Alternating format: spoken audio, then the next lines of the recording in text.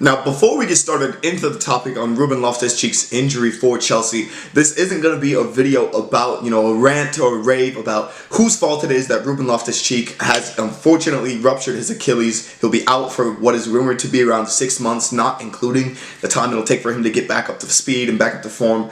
He's the second player for Chelsea to rupture their Achilles this year, with Callum Hudson-Odoi, Chelsea's young bright talent, doing the same thing. But this friendly with the New England Revolution, we just gotta talk about this, guys, because obviously the fight against anti-Semitism and discrimination of all kinds it's a fight that must take place in football. I mean, the fight against discrimination in football, it's been a huge topic this season, starting back with Chelsea themselves. I feel like Chelsea wanted to be at the forefront for it after the whole Raheem Sterling incident, and after the incidents continuing earlier this season in the Europa League, where Chelsea, we're saying anti-Semitic chants, the Yid stuff. It's all a mess. It's really all a mess. And I feel like that's what sort of influenced Chelsea to be the ones to do this type of friendly with the New England Revolution in Boston, in America, despite the fact that, we are in a Europa League final, we're in a European Cup final competition, and we need our best players for that Cup final competition. But at the same time, you want to have some of the stars on the forefront, on the field. And the board for Chelsea knew that. Roman Abramovich, the owner of Chelsea, knew that. Maurizio Sarri knew that. Gianfranco Zola, his assistant, knew that. The players knew that. So coming into this game, obviously, maybe the players didn't want to be there. They didn't want to go. They wanted to rest. They wanted to train and focus on Arsenal, focus on the Europa League, which takes place not this weekend, but the next weekend. But unfortunately, they don't really have a choice in this friendly with the New England Revolution. It had to take place. Chelsea brought a good mixture of both squad and starters. They had a great mix of everything involved, and it's really unfortunate that injuries like this and incidents like this can happen.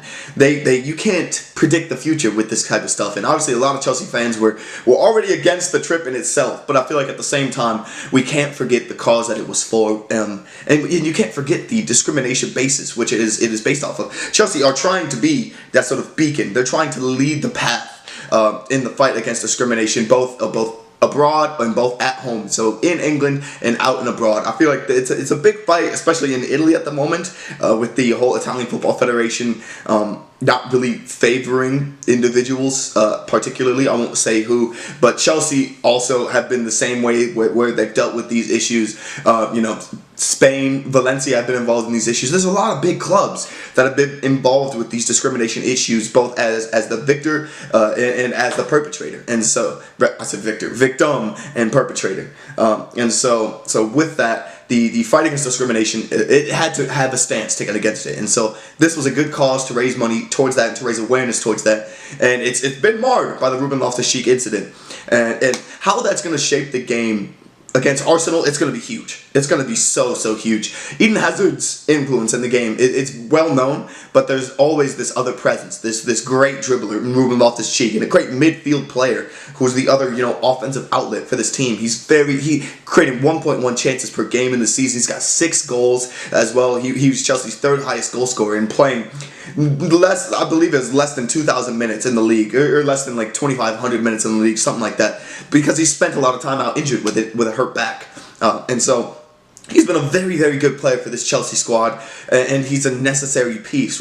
Ross Barkley is still a good midfielder. Mateo Kovacic is still a good midfielder, but at the same time, they don't provide that offensive essence that is needed, and that comes with Ruben Loftus Cheek and that powerful dribbling ability, the ability to take the ball up the field. While it's not Maurizio Sarri's technical style of play, he enjoys the one-touch passes, which is something Kovacic is best at.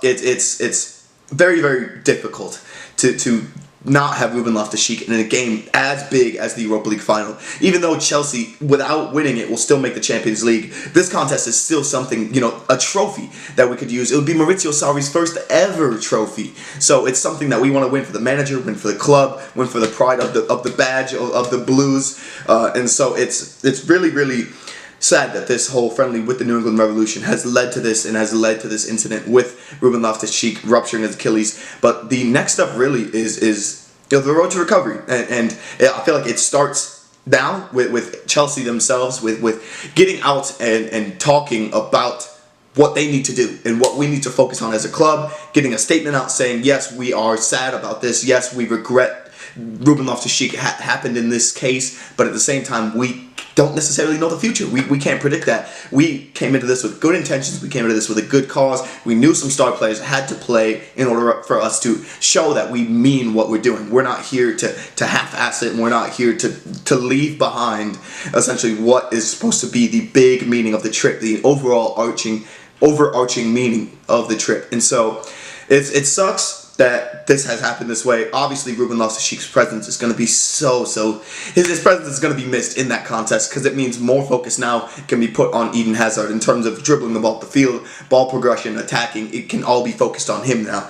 But at the same time, I feel like we're going to miss you, Ruben Loftus Cheek, and even if your season is over, you've been such a great player for this squad. You've been a huge influence on the club and on the fans finally getting behind Sarri with your influential play, your style, your demeanor. It has been so welcomed at this club. Hopefully, we'll see you in the number 8 jersey next year instead of Ross Barkley. I don't know if Ross Barkley will still be here or not, but it's been a pleasure. It's unfortunate that injuries happen this way, but at the same time, as Chelsea fans and as supporters, we have to be able to move on. We have to focus. We have to rally behind this team just so we can focus on the Europa League Final. Afterwards, we can focus on Ruben Loftus Cheek's recovery, his health, on the summer transfer ban. We can focus as a club and as supporters on what will then come next. It's unfortunate that Loftus Cheek won't now get to play in the UEFA Nations League, but at the same time, we wish him nothing but the best. So thank you guys so much for watching. Let me know your guys' thoughts on the Ruben Loftus Cheek injury situation for Chelsea. Were you guys angry? Were you guys just disappointed? I was a little gutted, but at the same time, I liked the cause that they were there for. I appreciated Chelsea's thought and intuition and being a forefront, a pioneer in terms against the fight of discrimination in football. And I still believe we can win this Europa League title. Take that away from Arsenal, because that we deserve it. We've been playing so well this season. There has to be some sort of great outcome at the end of it. But thank you guys so much for watching. Once again, let me know your thoughts down in the comments below, and peace.